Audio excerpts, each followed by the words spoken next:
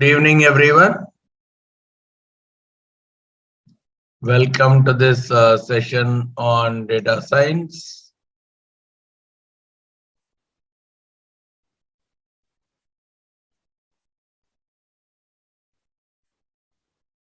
So, as usual, before people join, in case anyone is having any specific queries, probably based on the yesterday's session or something. I know this week, possibly we are going for more number of sessions also.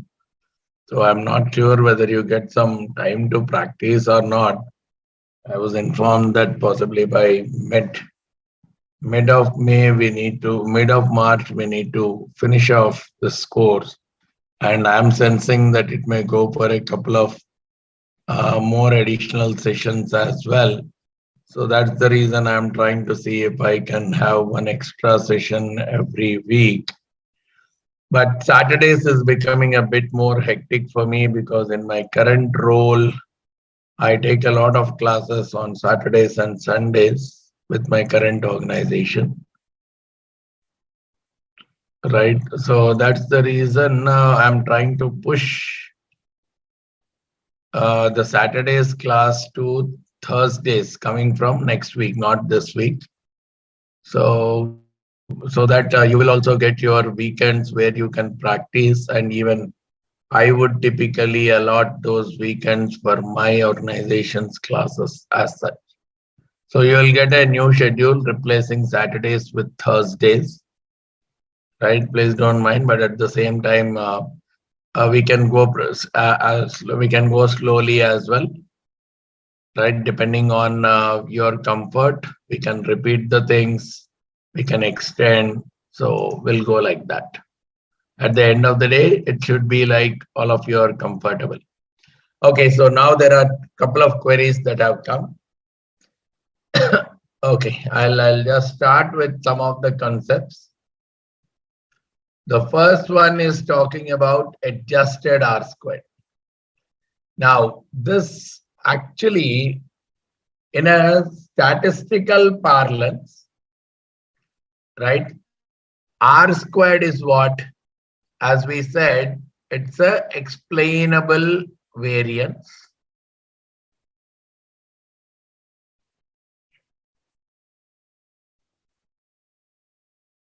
out of the total variance, or let me use the word variation, total variation in the data.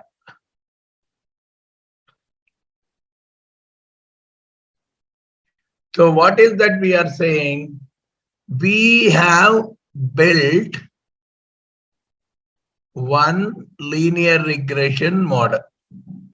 Our data is more and more scattered like this, but for that data, we have built some kind of a linear regression model. Now, when I compute the total variation in the data, so you have points all scattered around, right? So with this scattered around points, the total variation in the data could be some x. Total variation is each point you subtract the mean of this entire data, and so it's as good as every point you subtract the mean of the entire data and you take the square of that. That is what is the variation. So for every point you take that variation and you sum up that variation. Let's say that total variation is some x. Now, for all the x points, try to find the y's that are predicted by this model. These are the y's that are predicted by the model, by our regression model. So, for every x, try to find your y that is predicted by the regression model. Let's say that is x dash. So basically those y hat minus the y hat cap, the mean again of those values, Let's say you call this as x dash. So x dash divided by x is what is your typical r squared of the model. So to how much? So out of the total variability that is there in the data, how much of that variability is taken care by your model, right? So now where is the adjusted r squared coming? Now let's say this regression line has been fit by using two predictor variables, two features. Right? This is the regression line that is being fit by using two features. Now, let's say I'm adding a third feature or I'm adding a fourth feature and so on. Now, what, again, going by the typical mathematics, what could very well be found is r squared, whatever is this computation that we are doing, it keeps on, it's a non-decreasing function. R squared is a non-decreasing value. So it either increases or remains constant.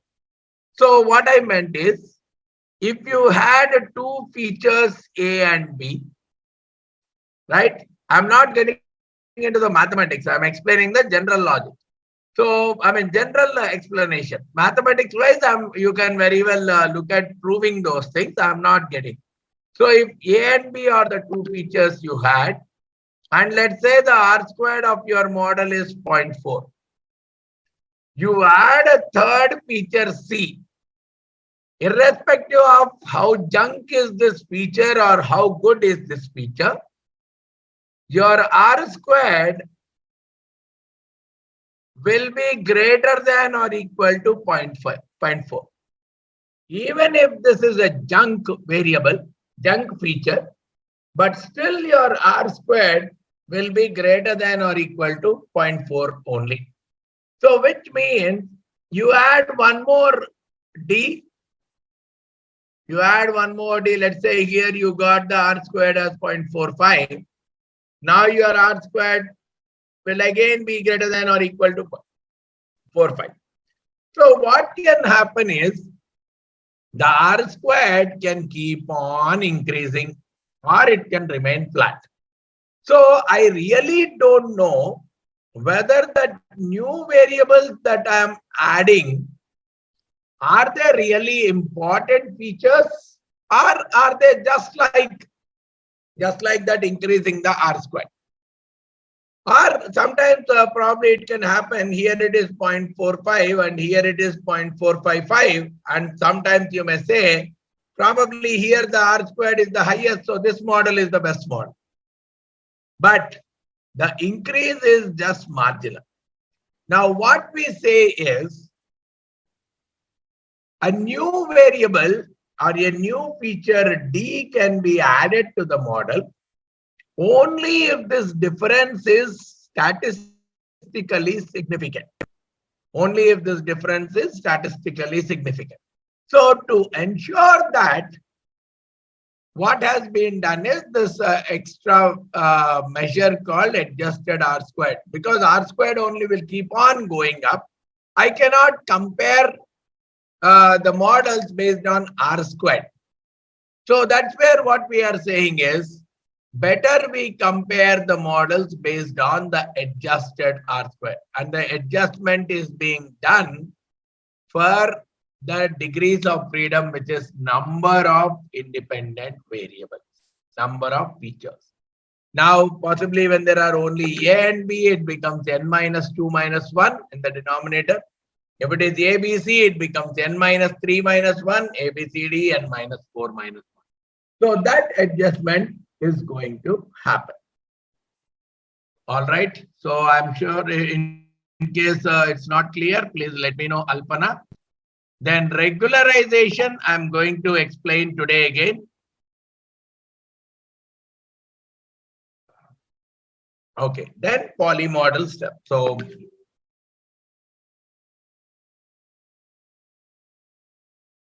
Okay. So I'll come back to the regression part, but Alpana, you can confirm. Sorry, I'll come back to the regularization part.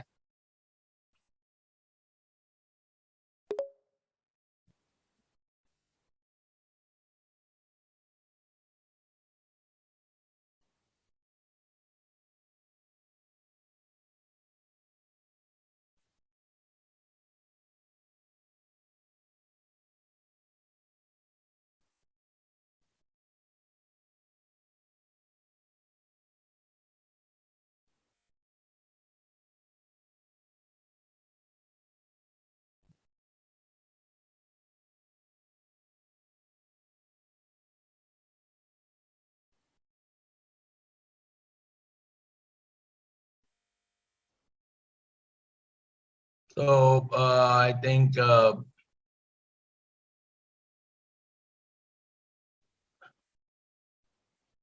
okay. This is a pipeline. Ashok, I'll explain the pipeline. I think you are referring to pipeline.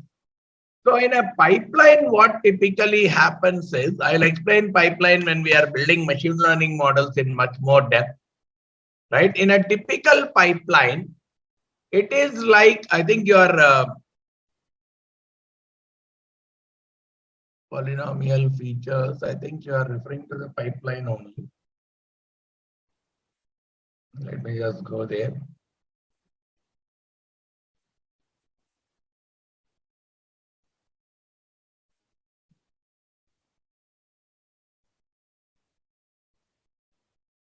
Yeah, this is the one I think you are referring to.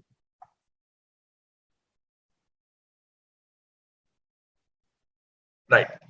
So when we are saying a pipeline, you are actually creating a series of steps that can be executed one after the other.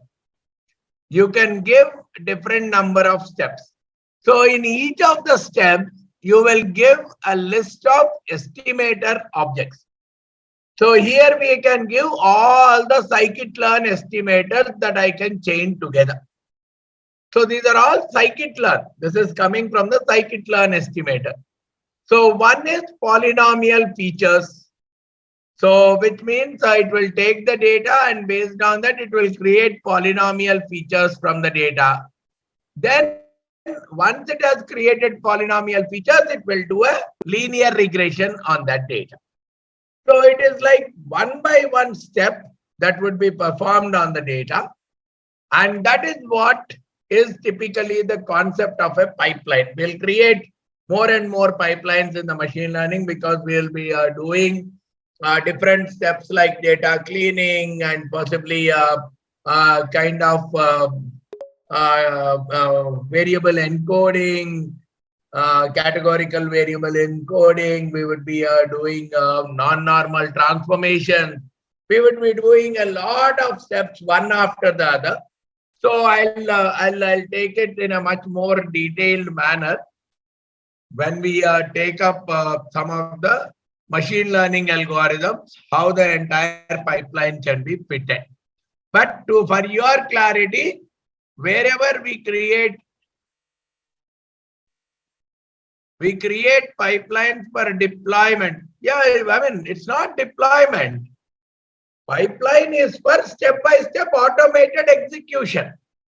So I want two things here. Of course, I think I should have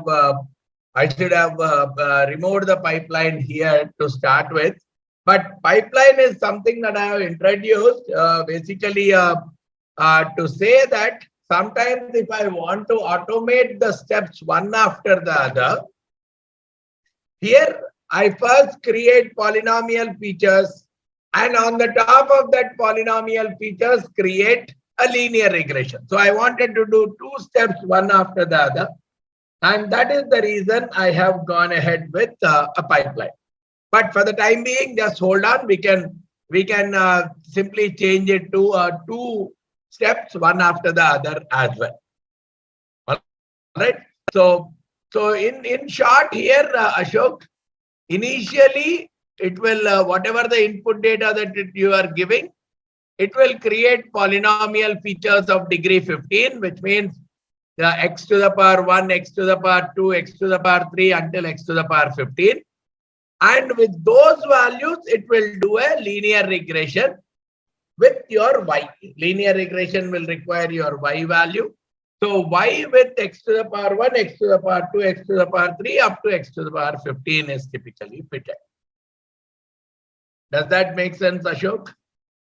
But in detail pipeline, we will take it up slightly later when we are creating our machine learning. You can just make a note of that. So I'll have detailed pipelines in our machine learning models when we are implementing end-to-end cycle. Okay, so today I want to finish off the regularization, lasso and bridge, and possibly the elastic net. So these are some of the things that I want to look at. Okay, so what did we say about regularization? Regularization is something, why do we need?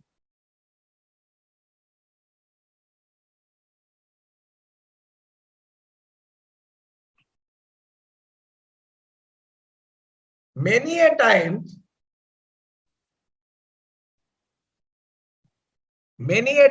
what can happen is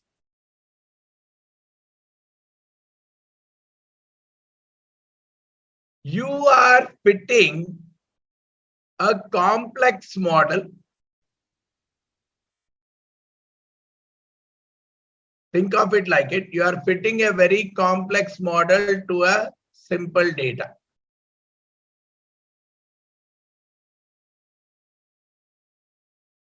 Right?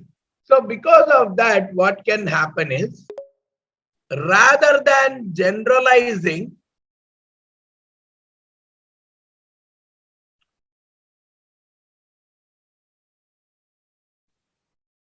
your model will go more specific, right? We'll try to mug up the data. What do I mean by this mug up the data? Right? Possibly, if I see that there are few points like this, these are the few points. Possibly, if I say some such kind of a line, this is like a generalized model. This is like a generalized model. Some points are very much on the line. Some points are deviating, but probably a little bit deviation. But the moment I say, I want to fit a complex model, let's say a fourth degree polynomial. Fourth degree polynomial, obviously it takes some 4 turns. So possibly, let's say I'm fitting something like this. Right? But if I say I'm going for a 7th degree polynomial,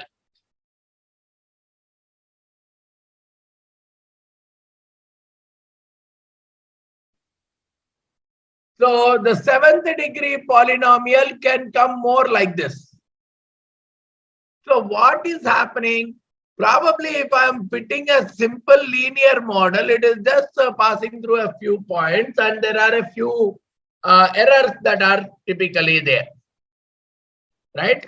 But if I'm going for a 7th degree polynomial, I am seeing that my curve is actually passing through almost all the points. Right? So the error, when I test this model back on the same data, when I test this model on the same data, obviously the simple linear regression model that we fitted, it will have more error. Just observe it. And if I am looking at with respect to a 7th degree polynomial, it will have less error.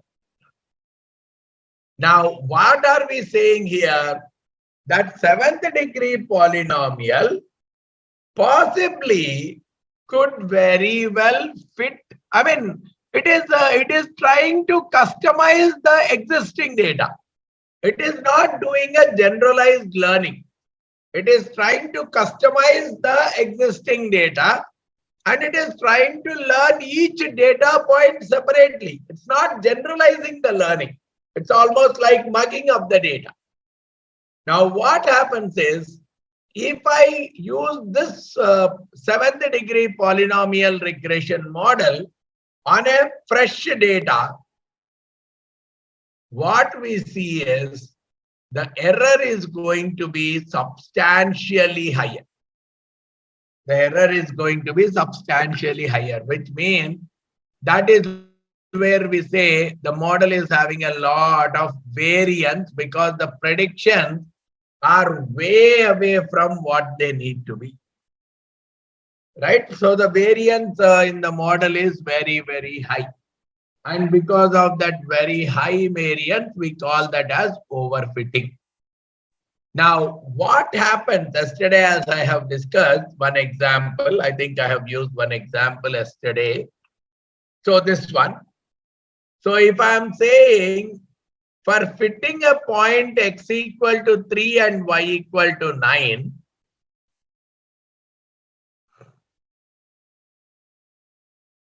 and probably I have one more, let's say, possibly I could have simply fitted a simple straight line here.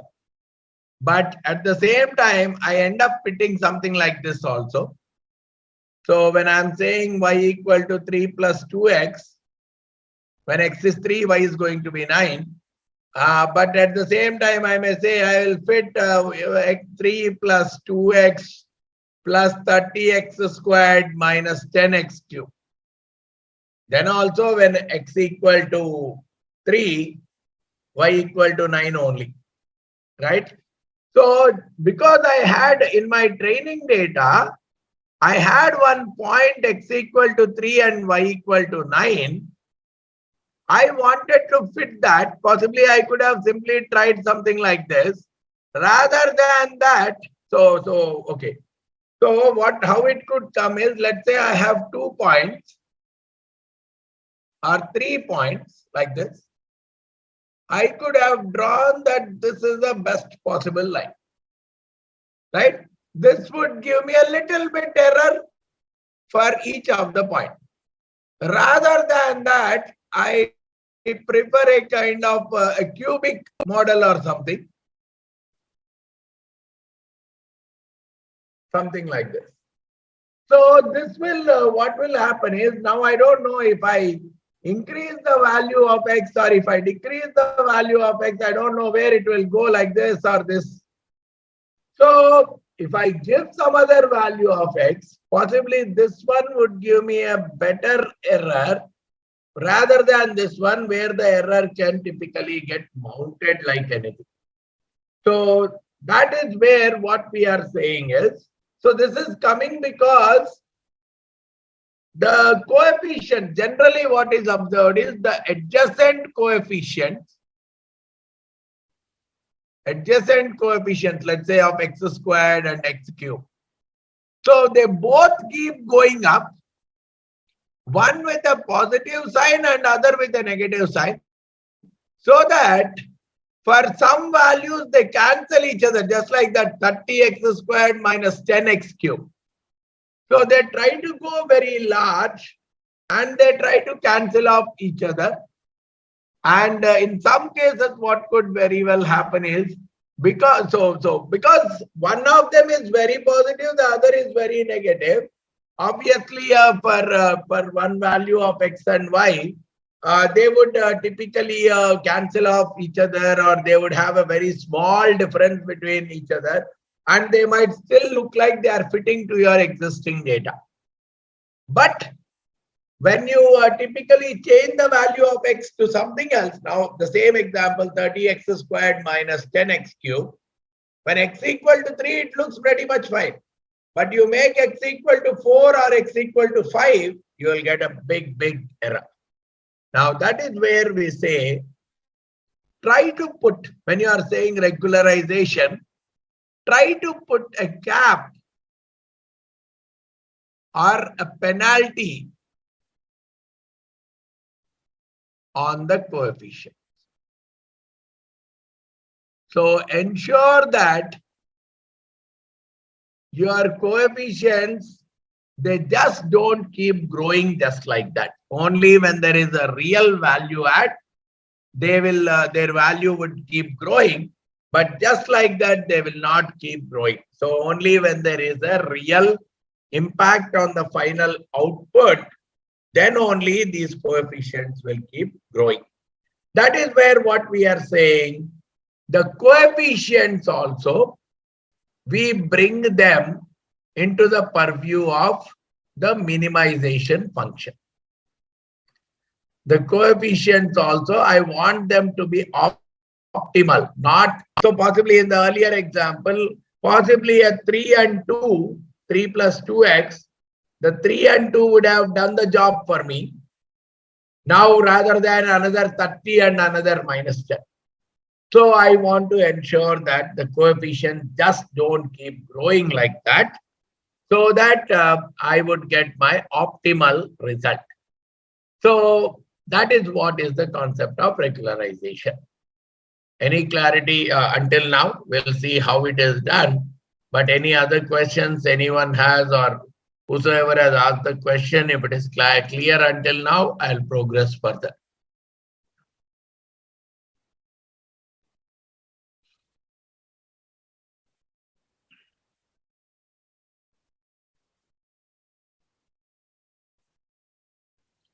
Are we clear, Dev, till now? Or any follow-up question? I think you can ask. Okay, so now how do I do those regularization?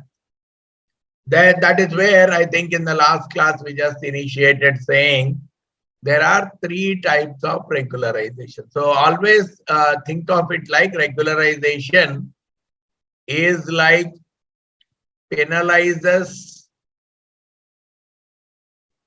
the coefficient. You can very well think of the coefficient. So wherever the coefficients are involved, weights, coefficients, otherwise in a machine learning world, they are also called as weights. So it penalizes the weights so that they don't grow abnormally large and they don't create a noise to the model. So that is what is an intention here. The weights are typically being penalized. Now there are 3 types. One is called as lasso, which is otherwise called as L1, ridge, otherwise called as L2, and 3 is elastic net, which is a kind of weighted average between L1 and L2. So it involves both L1 and L2. Now what is happening in each of them? Now here we are penalizing on the sum of the absolute value of the regression coefficient. So rather than using the petas, if I want to say your regression coefficient is B1 x1 plus B2 x2, I'm just giving in a simple man's language in case you don't get more into the representations. So possibly it is like mod B1 value whole squared noise to the model. So that is what is an intention here. The weights are typically being penalized. Now there are 3 types. One is called as lasso, which is otherwise called as L1, ridge, otherwise called as L2, and 3 is elastic net, which is a kind of weighted average between L1 and L2. So it involves both L1 and L2. Now what is happening in each of them? Now here we are penalizing on the sum of the absolute value of the regression coefficient. So rather than using the thetas, if I want to say your regression coefficient is B1 x1 plus B2 x2, I'm just giving in a simple man's language in case you don't get more into the representations. So possibly it is like mod B1 plus mod B2 plus mod B3. This is what is the notation called mod theta n. So this whole thing,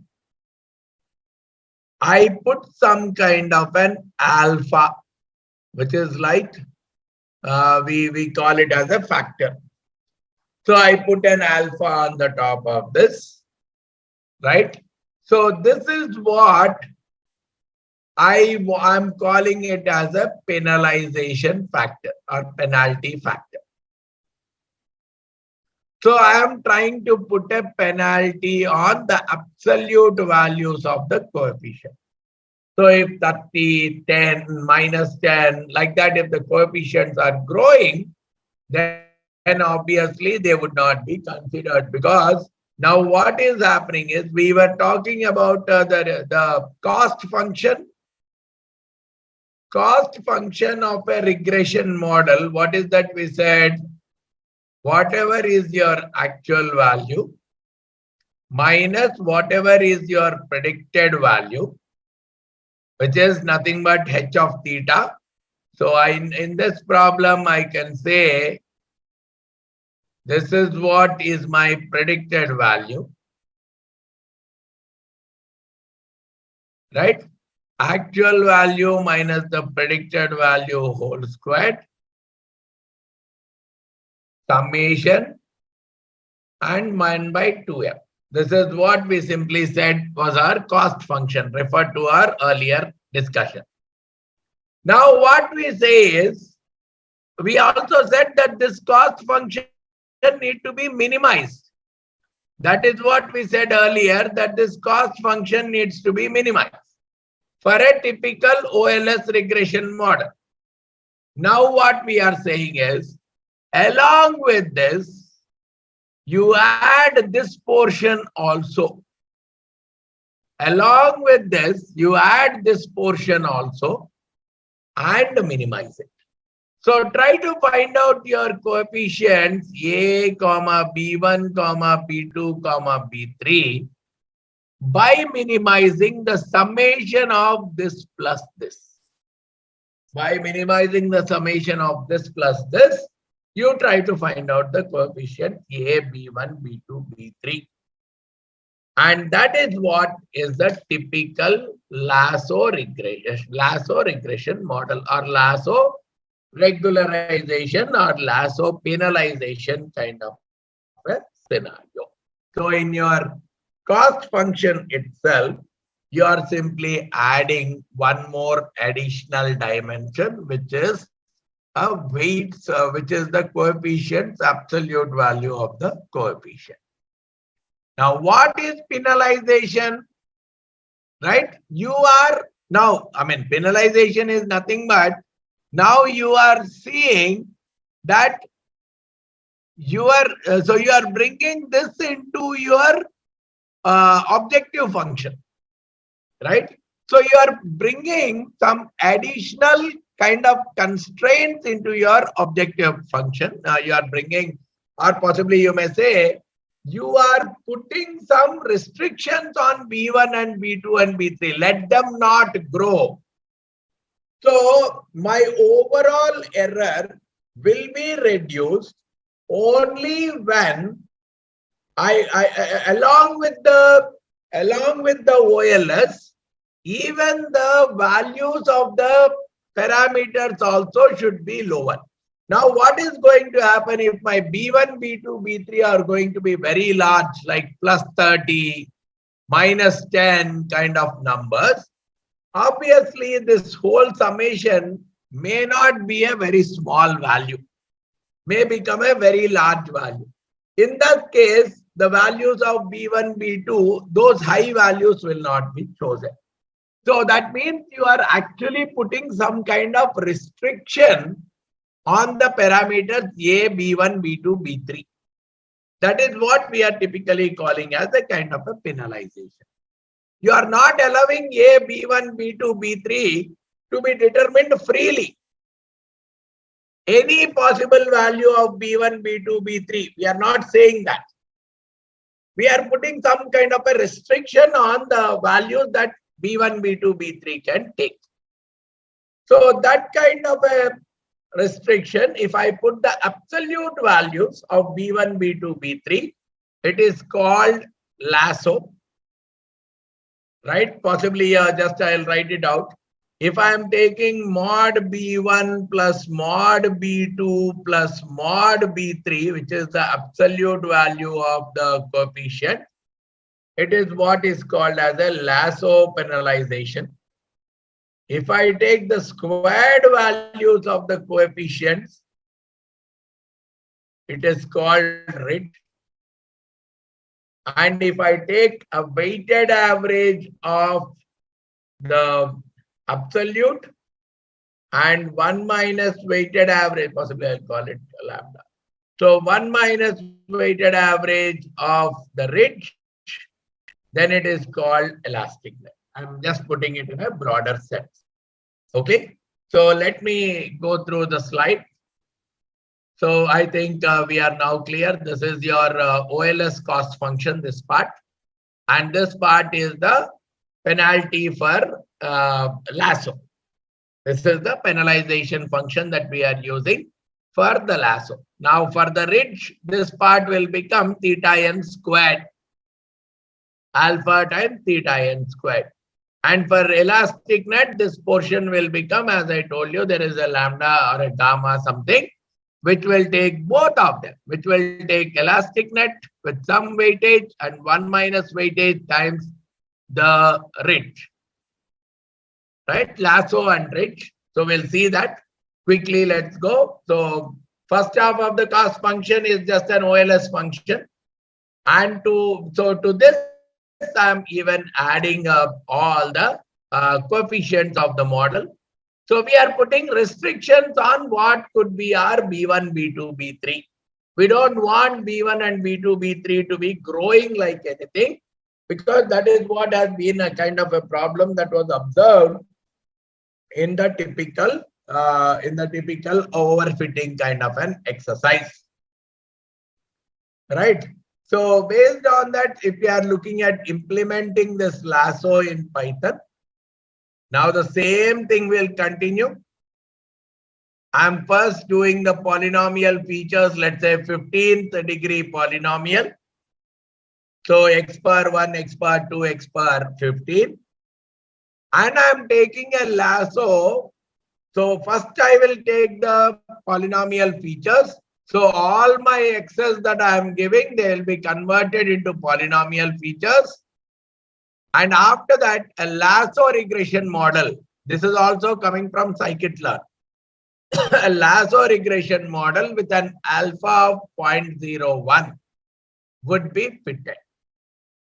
So once it has fitted, you could see here that this is how the lasso regression model has typically fitted this graph. So obviously, we may have to really check whether this model is a good model or not. So don't bother right now. I'm only talking about when there is a lasso. We'll compare the various models slowly. But so what we are saying is, in this pipeline, we are first creating polynomial features. Then we are doing a lasso. In fact, you can very well go step by step as well.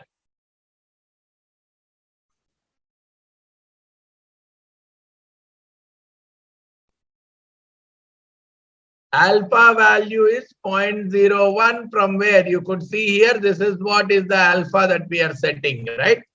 So alpha is actually what is called as a hyperparameter. We will discuss about that slightly later. Alpha is something that we have to set. So sometimes for building an appropriate model, what we will also see is we will try changing different values of alpha. And we would also see to what extent, in which condition the model has come out to be excellent as well. So right now the alpha is, I'll talk about the parameters and all, right? So Lasso is having one important parameter called alpha, which we have to set explicitly. Okay. So if I had only 15 coefficients or 15 this thing, then I'm fitting a lasso. It might be very well possible that all 15 may be useful, some of them may be useful, some of them may not be useful. But let's say if there are 100 different coefficients that I want to fit. So let's see here in terms of, instead of 15, I want to make this as 100.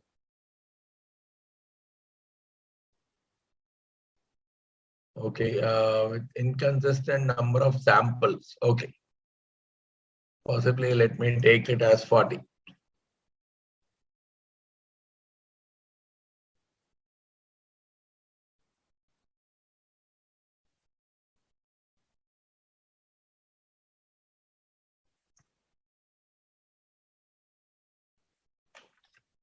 I think because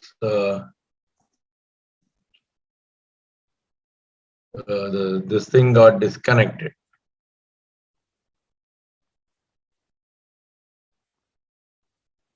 Okay, so let me rerun it.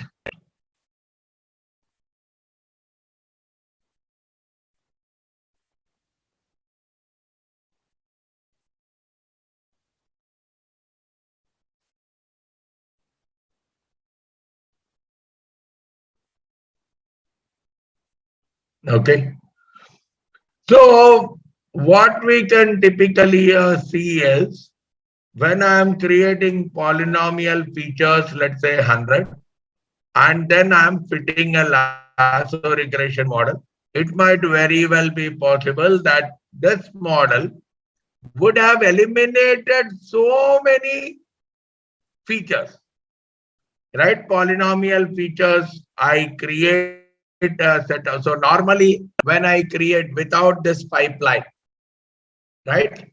So without this pipeline, if I have to create, so you will create polynomial features separately.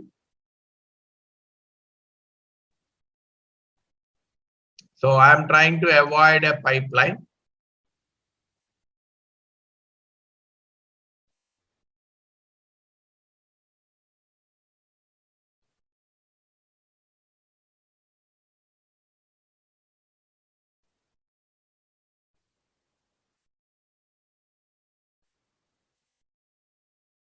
So initially, if I have to create polynomial features,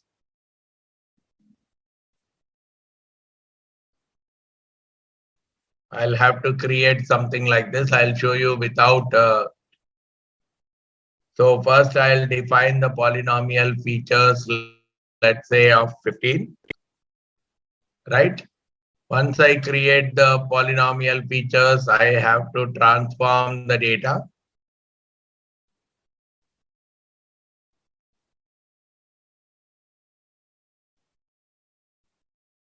I'll have to transform the data.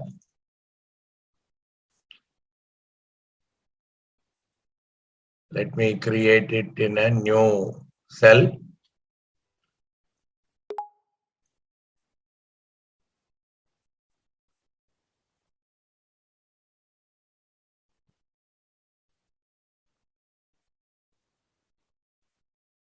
This is our small x, right? So if you see here, if we really look at these two lines, so I got, so we have to reshape it because it's a unidimensional thing. So I'll take this even.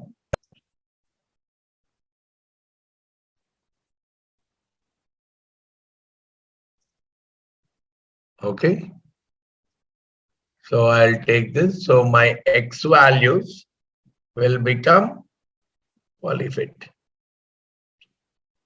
So these are the x values that are coming because I have taken So X is what here? I have 50 values for X.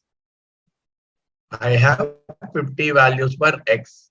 10 times a random value. So I have the 50 values for X.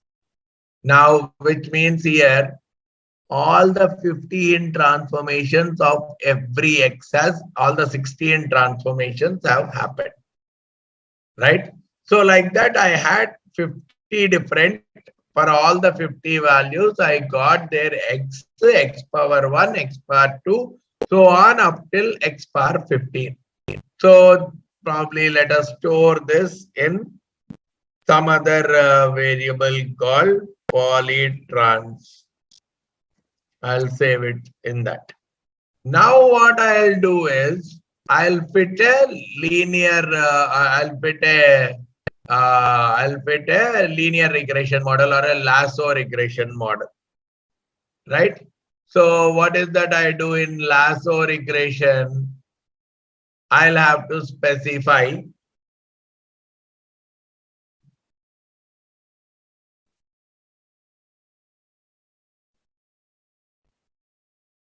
okay, for lasso,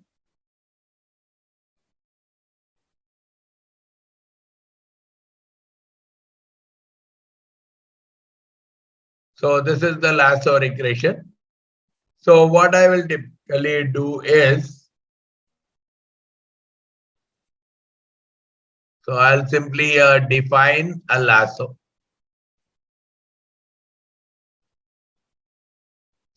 I'll define a lasso regression. So he was referring to 0.01 kind of, right? So I'll say, because I have already imported, I'll import this one. And here I'll go with lasso.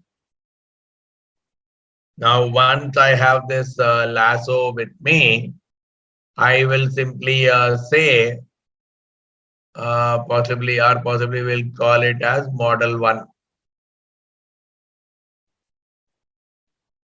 So I'll call this as a lasso model. I'll simply say model 1.fit. So this is in case we are not using a pipeline, right? Possibly now I will not do X with the new access and all. I will simply take the polytrans, which is what is the output that I am getting out of this. So I am getting this, right? So possibly let us see what is the kind of output that is going to come. So in case I am not using the pipeline, right? And it is also giving, what is it returning? It's just returning an object for which I can get the parameters, and I can also get the returns. We'll see. Possibly I can get the parameters values for each of them. So let me get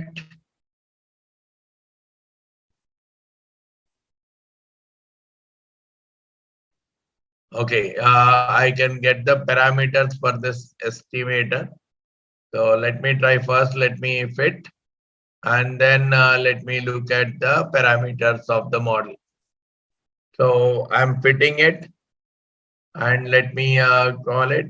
So I'll get my model fitted. Okay, found input variables with inconsistent number of samples.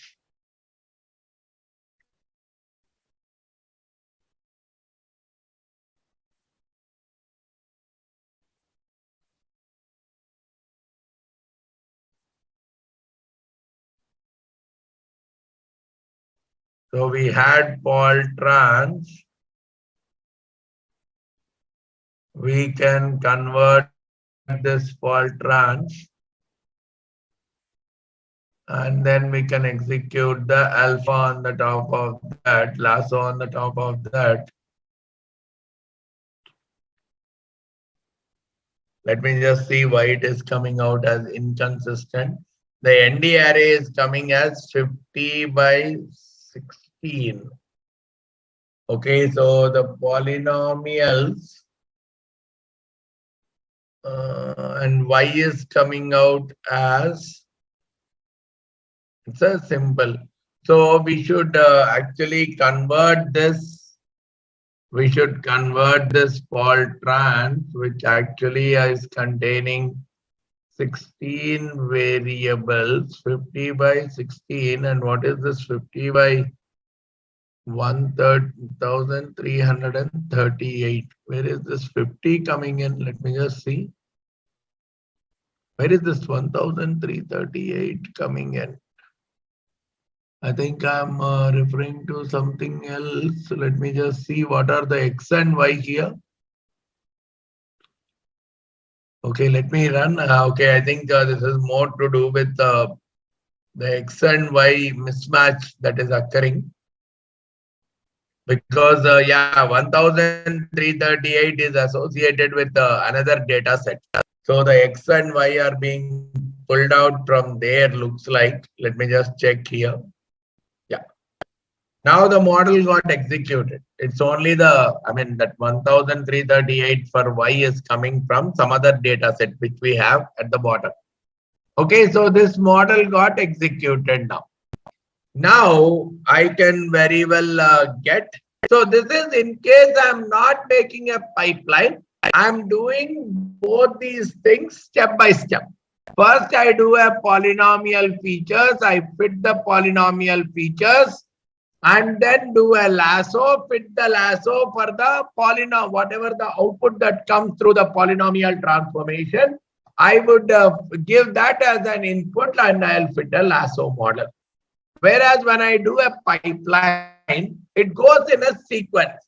It takes the original data, first fits the polynomial features, then again takes the output of that polynomial features, takes it into the lasso. So that is how the typical pipeline process works. Now here, this is the non-pipeline kind of a process. And once you have that, I think after this, I think it's the same piece of code that you can run. This is the same piece of code that you can run from here. So you are plotting a scatter for x and y, right? All this should really work. So this is the same thing. I think Lasso is expecting, of course. So Lasso is expecting 16 features as the input. So you can't plot for one. So you may have to, so here you are plotting x and y, but the x fit, right? You will have to take it. Okay, where is the x fit coming from? But it has given you the plot, right? So you can very well get the plot. And obviously here I cannot, so here, because I'm directly predicting based on my pipeline, so I can directly give the raw input. Whereas in the earlier case, I have two steps. So I got the graph for the first step, but for the second step, I have to again plot based on the output that I am getting out of the polynomial fitting. So that's the reason possibly you are getting a, so that's where we generally prefer the pipeline. Okay. But yeah, I just wanted to explain that I'll take out the, so whenever we have the multiple steps coming in, I think that's when you can look at the usage of the pipeline as such. Okay, let me see if there's a question. Can we increase or decrease the alpha? Yes. I mean, we'll be talking about a concept called hyperparameter tuning, right? You will put a loop actually. You can put a loop for different values of alpha and finally see which value of alpha is really fitting to your data. So once I get it into full-fledged scikit-learn, right? I think we can very well try out all these combinations, right? We have those modules. So just hold on to that, right? That is what we typically call as hyperparameter tuning. And once you are doing that hyperparameter tuning, the system itself will identify which value of alpha would be more appropriate. Okay. So in this lasso, what could very well happen is some of the coefficients can very well be made zeros because of that. Some of the coefficients can become zero, which means lasso can be a very good tool for feature selection. So for shortlisting on the variables, because some B1 or B3 or B something, they might become zero because I want to minimize. So there is a good possibility that those variables or those features for which the coefficients are very negligibly impacting, they would definitely be made equal to zero. So which means that variable itself is made as an unimportant variable. And because of that, you can even knock out that variable from the model as well. So in lasso, the advantage is some variables can be directly knocked out, which means it is actually helping in selecting which features are important and which features are unimportant, right? So we will. So I'm just giving you the concept, but when we are going into the scikit-learn package, we can directly use all of them outright. Then the second level is called L2 regularization, wherein, as we have already discussed, instead of mod theta n, here we talk about theta n squared. So we are talking about the squares, sum of the squares rather than sum of the absolute values. So because we are doing a second degree thing, it is called L2 regularization, and otherwise called as a ridge regularization or ridge regression. So here the focus, here the B1 or B2 or B3, they will not become zero, right? But they will go very low. In terms of the minimization exercise, what could happen is, if B1 is an irrelevant variable, right? What could very well happen is the value of the B1 will keep going very low. So which means its impact is almost negligible, but it would not be eliminated. In a lasso, it can be eliminated also because it will be coming out as explicit zero. Whereas in a ridge, it will not come out to zero, but it can come down to a very minute value, which can also be an ignored kind of a thing. So ridge regression does not help you in feature selection, but lasso regression will definitely help you in feature selection because it can explicitly make some variables as coefficients of variables as zero, right? And so if you see here, this is a word. Alpha is a hyperparameter that controls the strength of the penalty. So if the alpha is 0.01, we are actually putting a little impact on the penalty, right? Because we want to minimize the whole thing. So if alpha is taken as a very small number, the impact of the penalty is very less. Possibly your output may look more or less similar to the OLS itself. But at the same time, if you are putting a large value of alpha, possibly everything would be penalized, right? The penalty term would be a very important term, and it might so happen that the solution may become a very suboptimal solution. So that is where what we say is compare, take different values of alpha and probably see which one is giving a better predictability picture. So when the alpha is zero, it's as good as a simple linear regression model. But at the same time, if the alpha becomes infinity, then obviously no model will be a good model. All models will be scrapped. Because it is not easy to, so if it has to find the coefficient with so big error minimization, so all the coefficients will be will be zero, which means there is no model that is going to come. So which means we are typically looking at a kind of a trade-off.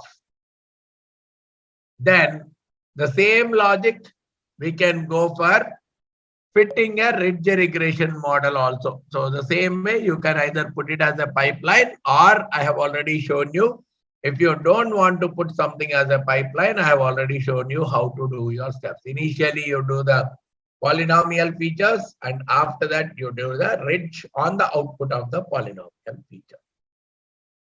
So you see the ridge with a 16 degree polynomial is coming more or less fitted, right?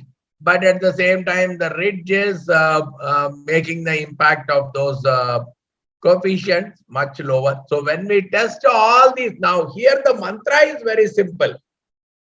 Do it on the training data. Okay, so just wait for some time. Can I say that this model is a good model? How do I validate that? For all these things, we have an answer just in the same notebook itself. So I'm just taking you through the three regularization mechanisms, what is happening in the background.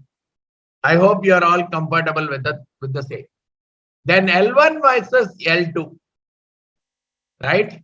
So as we have all said, if alpha is becoming very, very high, which means that there is a lot of importance for the regularization term or the penalty term.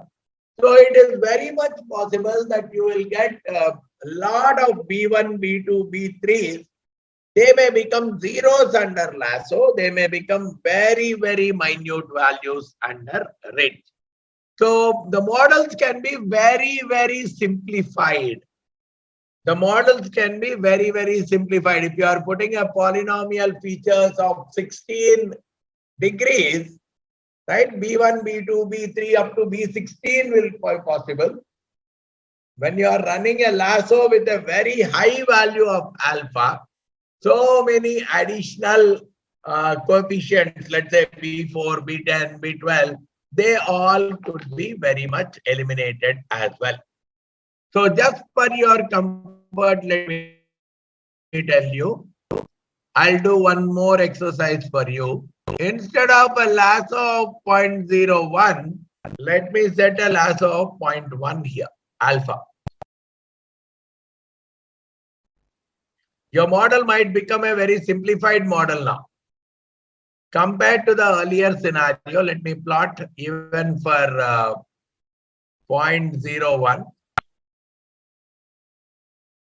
Let me do the same exercise for 0.01 as well.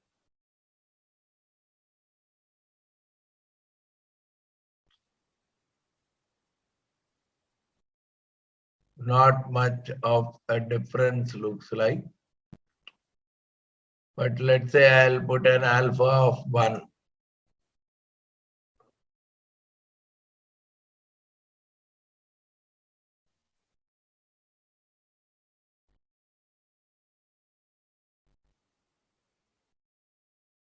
You see, there is some kind of a penalization, some kind of a change, right?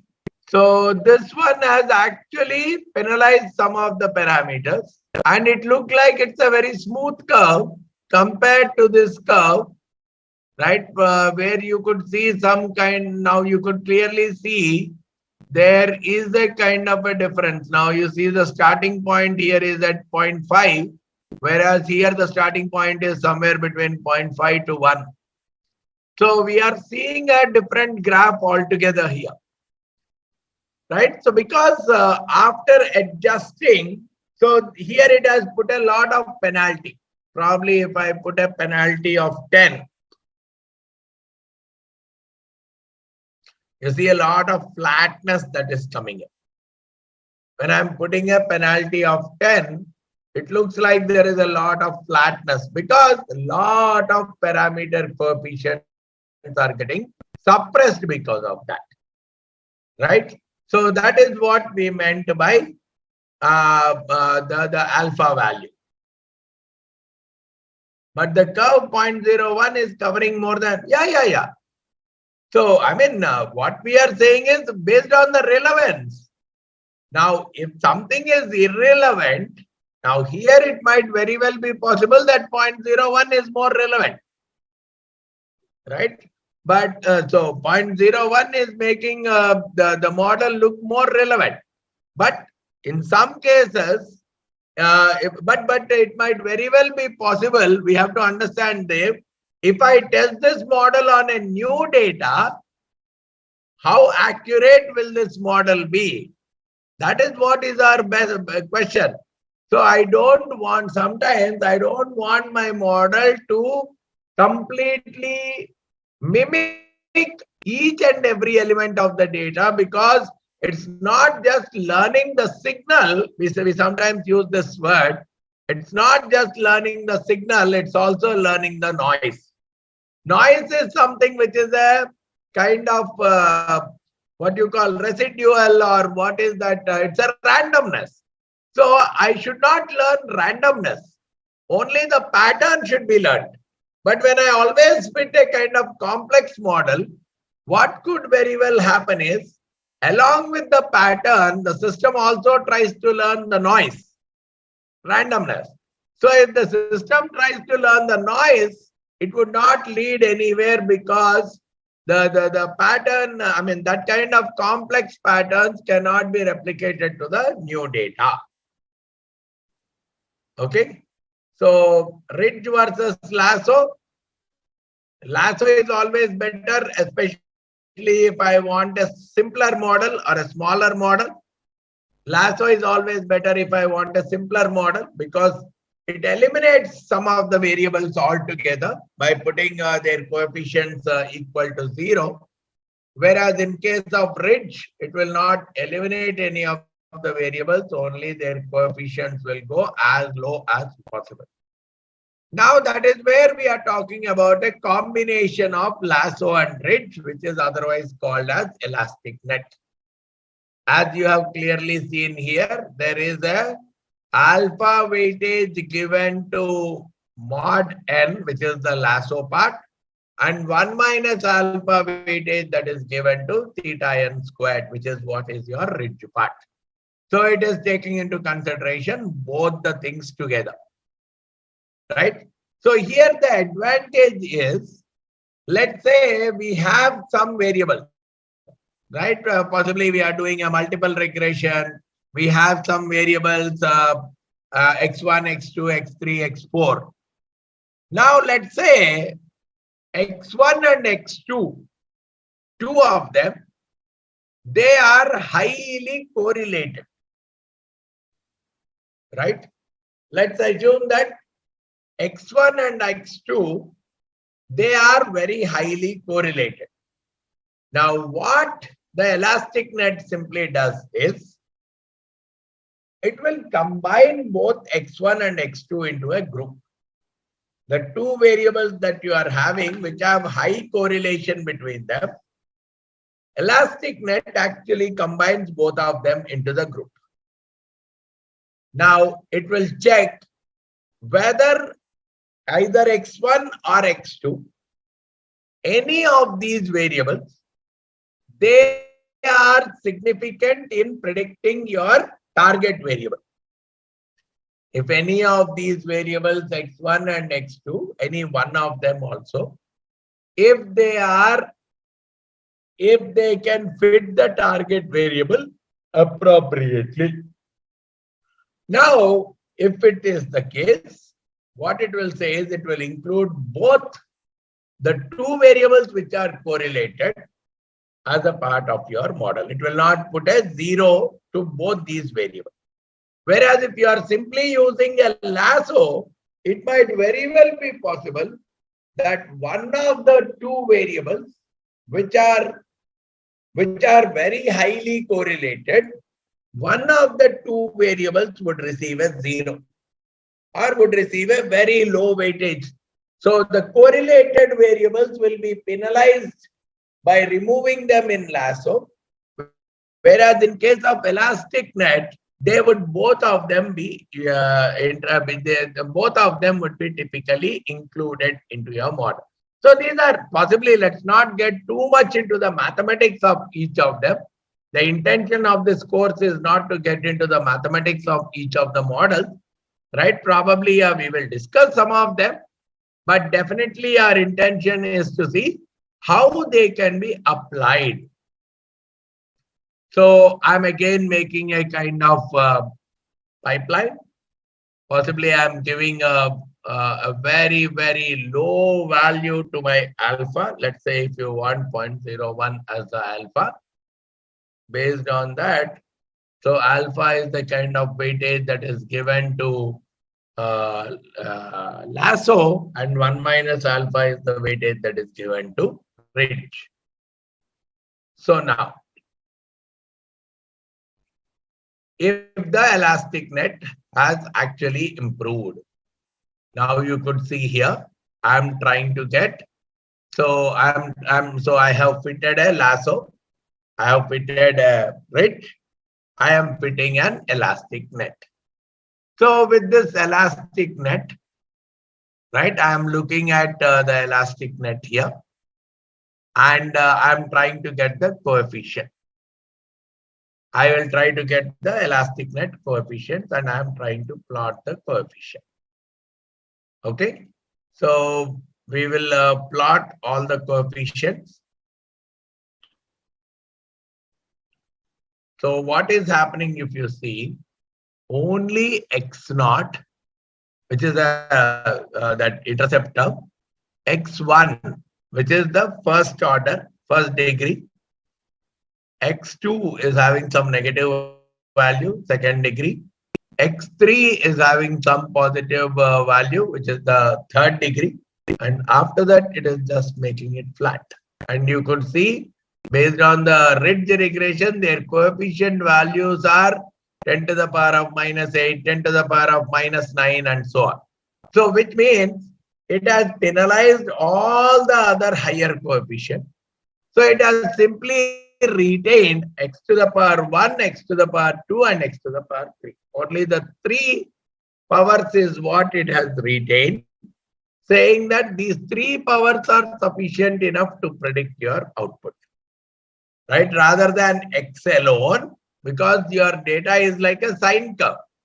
So what it is saying, rather than a 16th degree polynomial, probably a 3rd degree polynomial is the best fitted, where it is not learning the noise, it's only trying to learn the signal itself.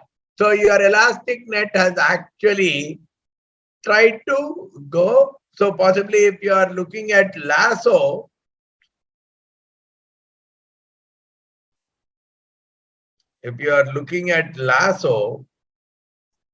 which is the model 1,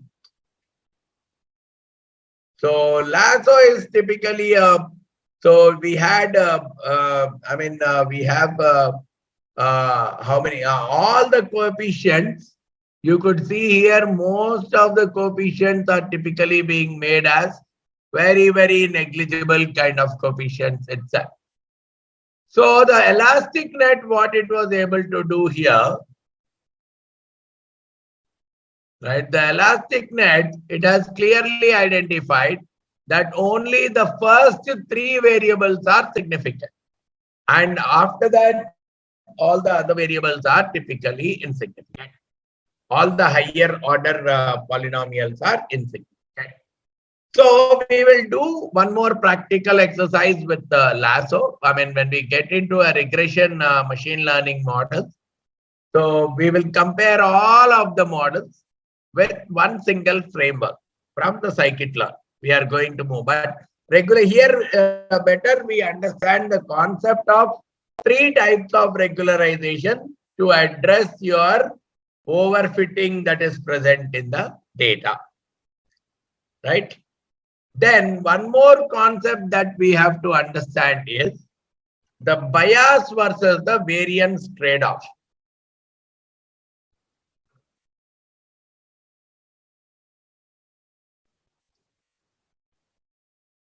We have already talked about these two words. So when we talk about a simple model to a complex data,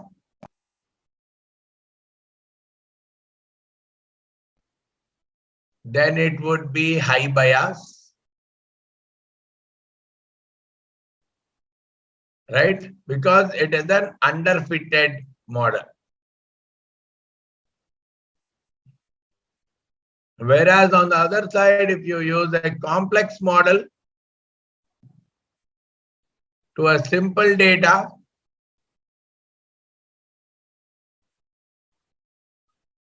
we say it's a high variance because it is an overfitted model.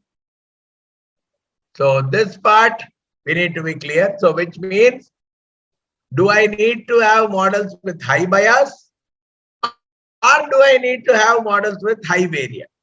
Now that is where we talk about this classic scenario called bias variance trade-off, right? So we have already defined when we fit a model with low complexity, simple model, then the high bias is there. And in that case, the variance will be lower, right? Because it will not capture all the entire variation that is present in the data. So the variance will be lower. Whereas here, the bias can be lower because it will fit a complex model. It will try to capture, go through almost all the points like this. So there is no question of much of an error that is coming on the training data itself. So that is where we have to take a call. I should not have a model that is too simplistic, and at the same time, I should not have a model that is too complex as well. Now, this is where, how do I address this? Now, for this, we talk about a mechanism called validation. This is how I tackle the bias variance trade-off. I do a validation. So I will not use, do not use the entire data. Do not use the entire data to fit the model. That can give you, that can introduce some kind of bias or variance without your knowledge. So that is where different kinds of, so which means along with fitting the model, you also do a validation analysis on the same data. Now that validation analysis is going to give you a lot of mileage because you will take which model is good or beneficial under. So this is typically the validation is going to talk about this. Which model is really good? Do I go for, I mean, it's not that underfitted or overfitted. Possibly moving from underfitted to overfitted also, somewhere in the middle also, I might want to find a model that is going to be a better fitted model. Okay, so that is where we are bringing in the validation of the model. So there are different kinds of validation. So especially when there is a lot of overfitting, even the validation can really help, right? Especially in case of overfitting. So what is that we do? There are different types of validations that you may say, but the most simplest form is split the data into training and testing.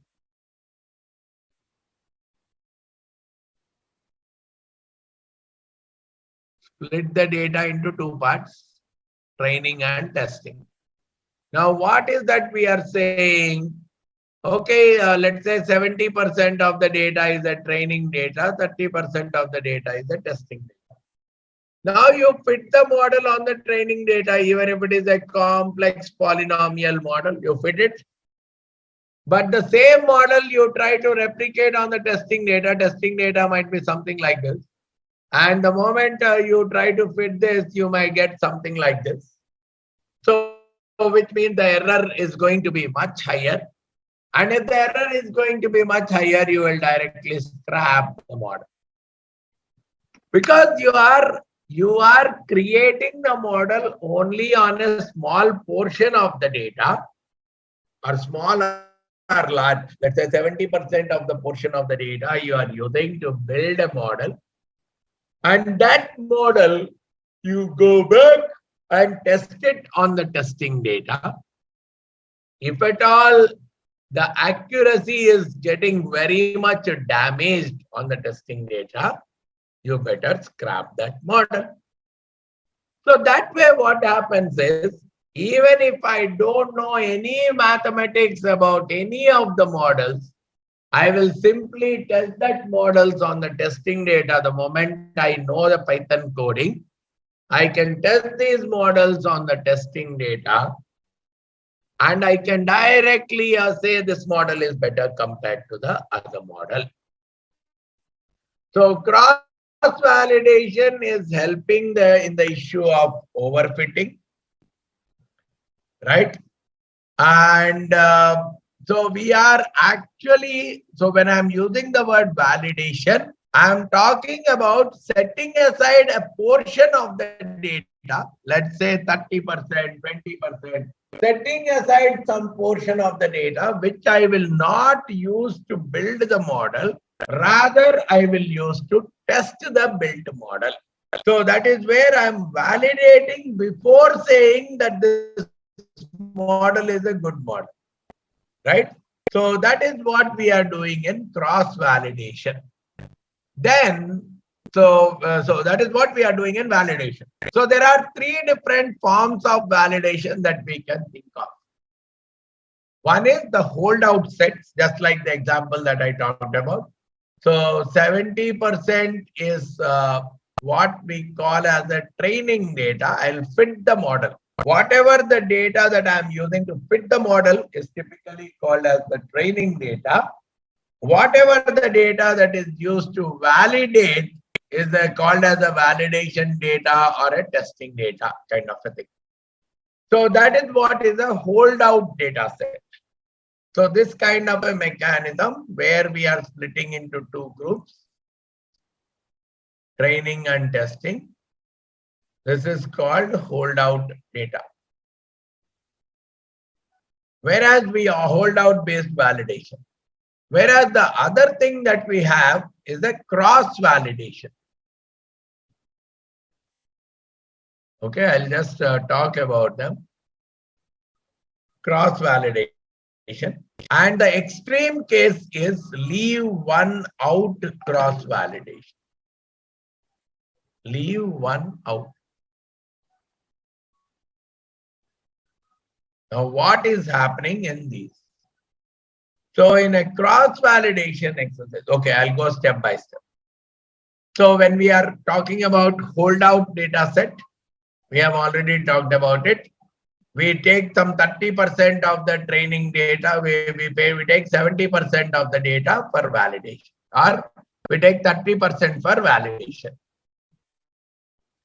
Right? We take 30% of the data for validation and we take 70% to build the model. So it is called training set, and the validation test are a testing set. So that is what we are doing. And obviously, if now we will work out with some data with our same insurance, medical charges kind of a data. So I'm just taking three variables: age, BMI, and children. Now I will split this data. So this is what is a sequence of steps. So I have these three are my feature variables. This is my target variable. So what is that first thing? I split the data into training and testing. So I want to take approximately, let's say here, I want to take, let's say 70% of my data as a training data, right? So I'm taking my X values are all the columns except the last column. So I'm putting a -1 here saying it's a except the last column. And Y value is just the last column. So I'm taking, I'm splitting the data. So I'm taking both the X and Y values. And based on that, I'm simply saying split the data into training and testing. So when I split the 70% is the training. So it has split the data. So this step is very much a compulsory step that you will do every time you are doing a model validation. Now I'll say I'm importing some of these regression models, linear regression, lasso, ridge. Right now I am importing all three because we know that we are possibly will also import ENet, the elastic net, right? So let me just see even the elastic net also because we have already seen that.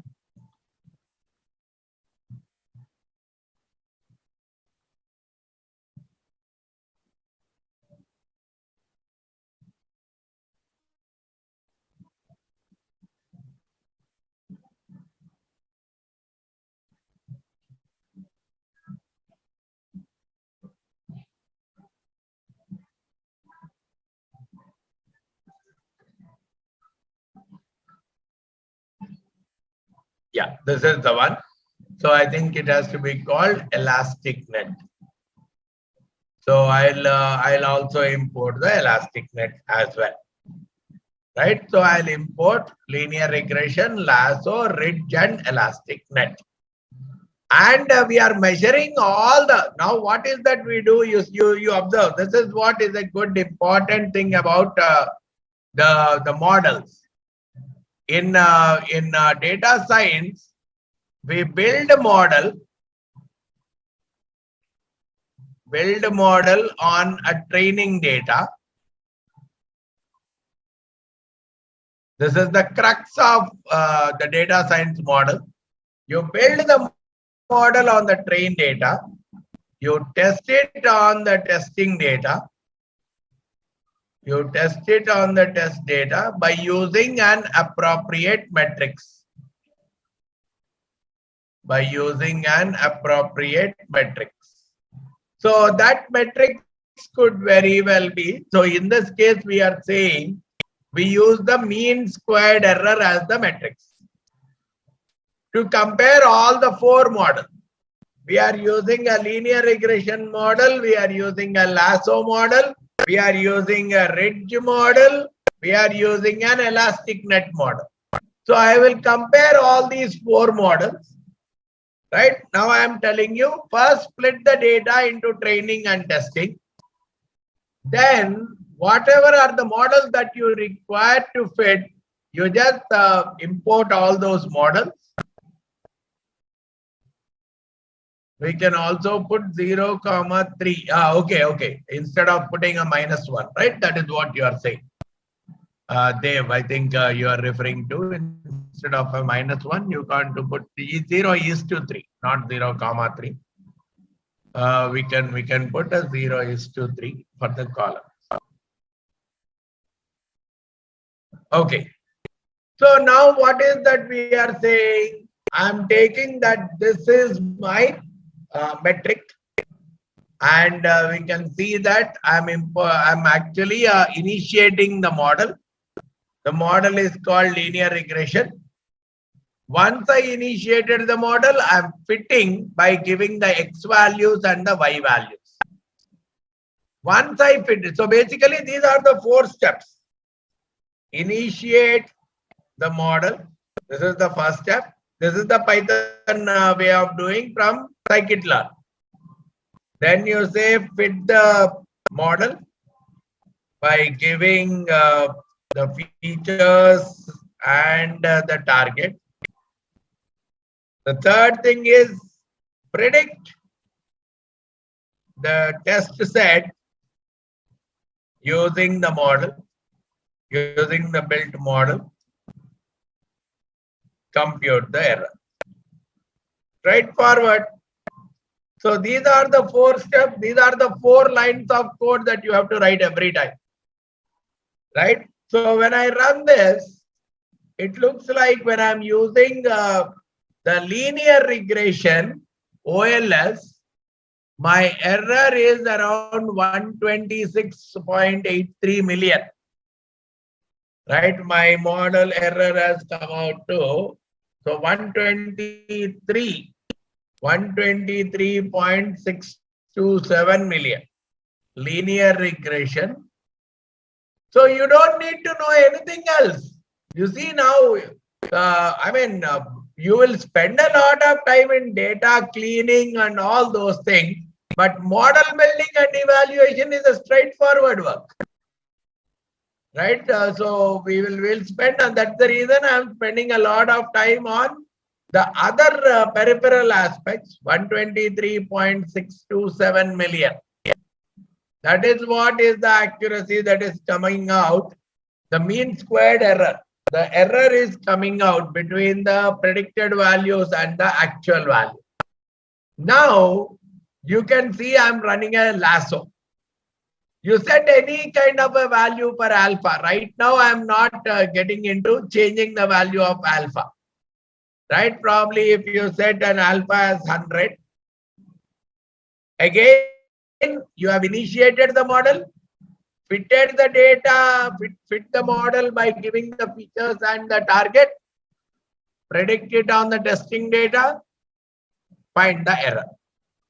So by doing this, I could see 123.563. So when I'm using a lasso model, 123.563 million is the kind of error that I got. Possibly this is having a slightly lower error compared to the linear regression in this case. Now the same thing I would try in case of a ridge. In ridge also, let's say we'll put 100 for alpha. We'll try all combination. That is where I'll give you a process slightly later. So this is giving 123.576. The ridge is giving me 123.576. Still, it looks like lasso is the better one. Right? The error is still the least in the lasso. We will also bring in the elastic net as well. Right? We'll also bring the elastic net. So what is that I say here? I'll just keep changing once I copy it. So I say elastic net model. Let me see what is the syntax of this model. Okay, I'm going to the syntax of this elastic net model. So it requires the alpha. It also, so there are so many defaults that are there. So possibly I don't need to give any input also. It can take the default inputs. So let me not even put anything in the, sorry, this would be elastic net. This would be elastic net. Then I would use this elastic net model dot fit and elastic net model dot predict. So this should give me the result. So if I'm using the default parameters, it is giving me 123.476 million. So the elastic net here is giving me 123.476 million. The elastic net is giving me 123.476 million. So you can very well say right now that the elastic net model is the better model out of the 4 models. By going with this training data set and testing data set kind of validation mechanism. So we have brought in a kind of a validation mechanism. And based on this validation mechanism, which is what is called as a holdout based validation mechanism. So when I brought in this holdout based validation mechanism, I could clearly see that the elastic net has performed the best out of the 4 models that I had.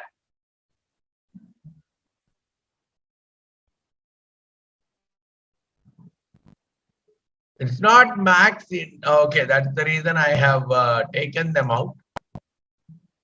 Don't give anything right now. I think these things are confusing for you. I'll talk about the parameters. We'll discuss about each of the models in much more depth. Right now, don't bother about all these things. You can still run the model.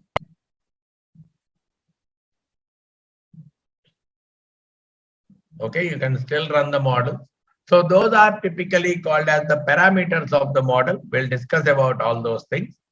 Right now, I'm just giving you, I'm talking about only what are these regularizations and how do I typically use the regularizations as a part of my model. So in that process, we just understood that there are four different. So we have right now got into four different kinds of models. One is your linear regression. Then we looked at logistic regression. Sorry, we looked at lasso regression, then the ridge regression, and then the elastic net. So then, now when we are doing this validation using this holdout mechanism, like 70% of the data is a training data, remaining 30% of the data is a testing data. Now, in some cases, what can very well happen is that 30% of the data becomes completely unutilized. So especially if my data is very small, and out of that, if I have to set aside some 30% of the data or 40% of the data, it becomes very difficult to fit a good model.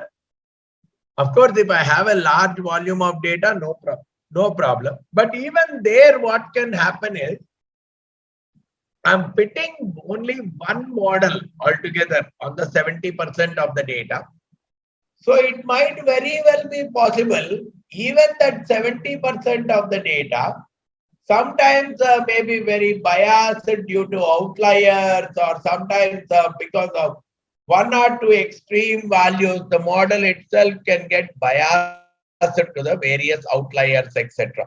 So what is said is the holdout mechanism, it's good, no doubt, but sometimes the models can get a little bit more biased because it depends on what 70% you have taken as training data. Possibly if one important record is included in the training data, the model coefficients would be different. And if it is excluded from the training data, the model coefficients could become extremely different. So that is where sometimes what people say is, in case you are having a holdout mechanism, possibly there is a possibility of some kind of a bias that can come into your final interpretation. Now that is where what is said is, go with, instead of just two groups, go with what is called as a multiple groups. Right? We said training and testing, two groups, right? 70% training, 30% testing. Now here, there is a second mechanism called k-fold cross-validation. What is said in the k-fold cross-validation? So in the earlier case, what is that you did? You simply took this as the training data. You took this as the testing data. 70% as the training, 30% as the testing. And on this 70%, you have built a linear regression model, you have built a lasso model, you have built a ridge model, you have built an elastic net model. You tested all these four models on this data, and you have used a mean squared error as a metric for testing. This is what you have done. Now, this is what is a typical holdout mechanism. Now, in this case, what we are saying is this 30% is only used for testing. This 30% is only used for testing. This 70% is only used for training. Now this is where, and there is only one single model that we are building here on all the entire 70% of the data. Now, rather than that, in a k-fold cross-validation, what is being suggested is, there are two ways. One, you take your entire 100% of the data, you break this data into k folds, k groups. So let's say if I'm calling it as 10-fold, you split this data into 10 groups. You split this data into 10 groups. So if your data is, let's say 1000 rows, 1000 observations, so each group will have 100 observations. Now what we'll do is, because there are 10 groups, there are 10 iterations that happen. So in the first iteration, the first group will become the testing data, right? Iteration 1.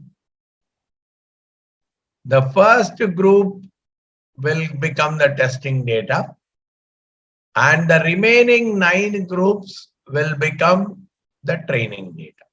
That is the first iteration. In the second iteration, the second group will become the testing data. The remaining groups will become the training data. Like that, what will happen is the 10th iteration, the 10th testing, the 10th group will become the testing data, and your 9 groups will become the training data. So what is happening in this exercise is, every data point is acting as a testing data at once, and it is acting as a training data 9 times. And there are 10 different models that are getting built. There are 10 different models that are getting built, because here the input is different, here the input is different, here the input is different. The training data is getting different in every case. So there are 10 different models that are getting built.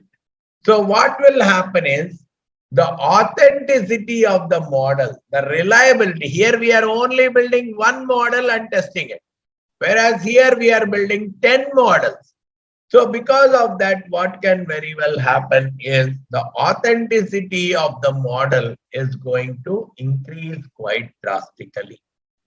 So the dependency on that model, the reliability of the model is going to increase quite drastically by doing this exercise.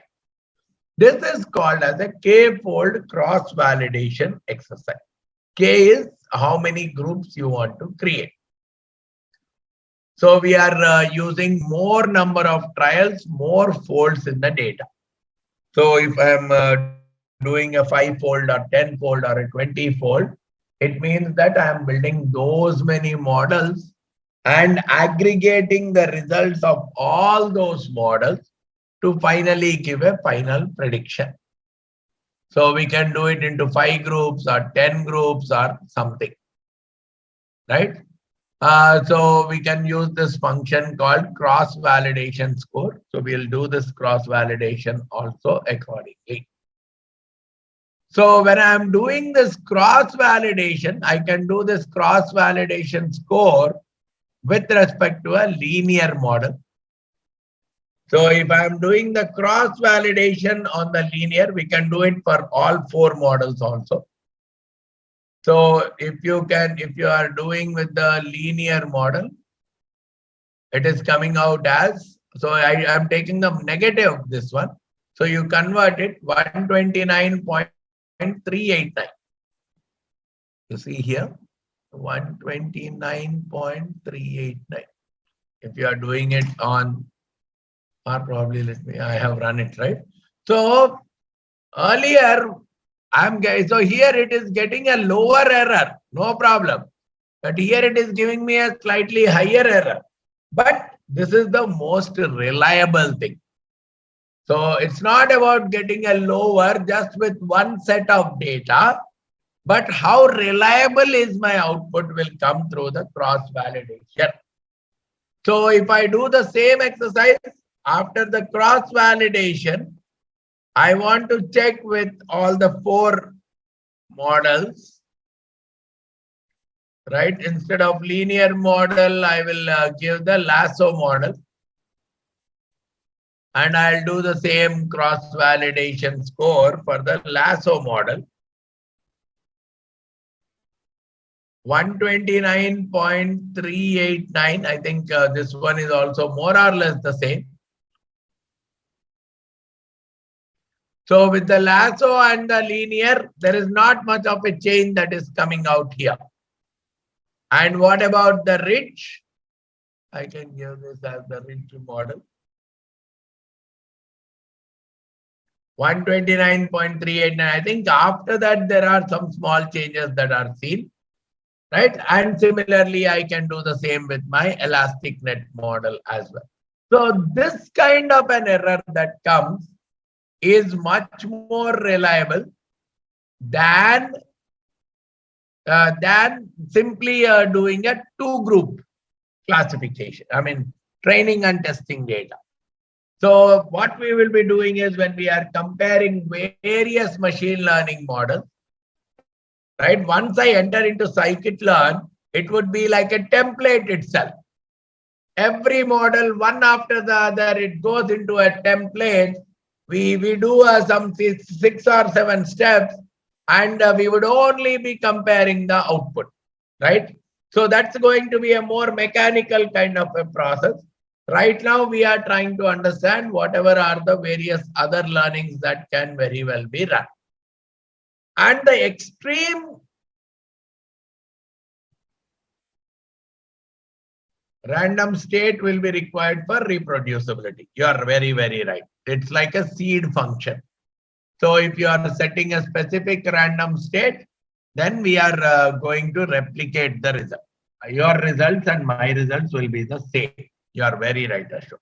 But right now, I didn't want to get into that complexity. When we are building all the models one after the other, we will bring all those replicability scenarios. Then the last part, the third kind of validation is a very, very extreme scenario. So here we are saying I have 1,000 observations and probably I am creating 10 groups. 10-fold cross validation, I am creating 10 groups.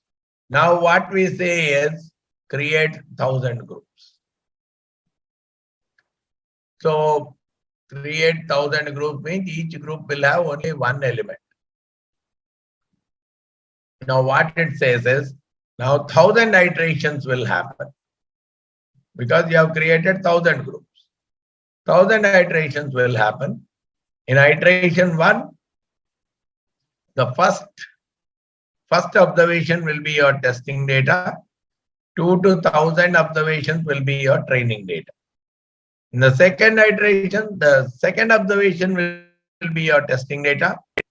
The first and the third to 1,000 observations will be your training data. And like that, you will go in your 1,000th iteration. The 1,000th observation will be your testing data. 1 to 999 observations will be your training data. So what will again happen here is each observation will be a part of one testing data once, and it will be a part of training data 999 times. So even this kind of thing will give you a very, very good validity to the model. But the only problem is when there are so many such kind of models that need to be created, I think the time and the resources that would be exhausted will be much higher. So that's the reason as a middle path, most of the time people prefer the cross validation, a 5-fold cross validation or a 10-fold cross validation, rather than actually going for a leave one out or hold one out kind of a cross validation, right?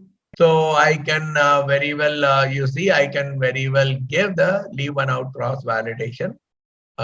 in this itself, when I'm computing the cross-validation score, which we have computed even in the earlier stage, I did a 5-fold cross-validation there, but this time instead of saying a 5-fold cross-validation, I'm saying a leave one out cross-validation. Here we are setting CV equal to 5, making it as a 5-fold cross-validation.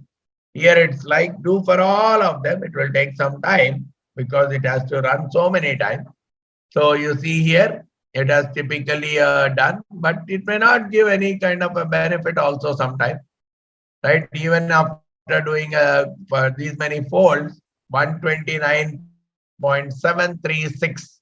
So 129.389 was the error earlier. But of course, the thing is, it's not about getting the lowest error here. It's getting more of a reliability in terms of my predictability.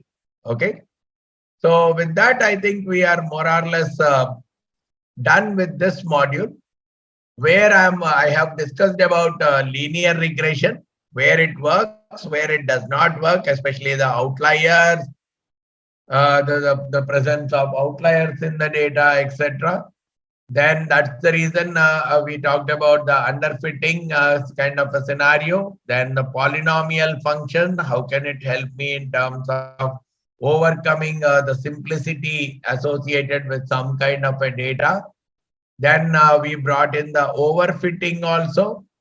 The overfitting talking about a complex model to a simpler data. So how do you address that overfitting using L1 and L2 regression? Regularization. Then we discussed about bias variance trade-off. So underfitting will create a bias, overfitting will create a variance. You are trying to balance between the underfitting and overfitting. And how do you address that underfitting and overfitting is through different kinds of validation exercises. We brought in 3 different forms of validation: the holdout cases, 5-fold, n-fold cross validation, and leave one out kind of a cross validation. Now, with that, we will move to the next topics. Next topics talking about again a few more data cleaning processes before we jump into our model building. So once we understand all these things, I think the models will not take too much of a time, but understanding each of these processes will become more exciting. What is generally used number of folds for a data with n data points? It has nothing to do with n data points, but the most common thing that we talk about is either a 5-fold cross validation or a 10-fold cross validation. 5 and 10 are the most preferred ones, right? 10 is more ideal, but sometimes some models, they take too much of time with 10 because you have to build 10 different models. In those cases, you would go with a 5. Okay. In case of k-fold validation, how do I pick the right model from the k model? It's not the right model. It's a weighted average of all the 5 models that is going to happen.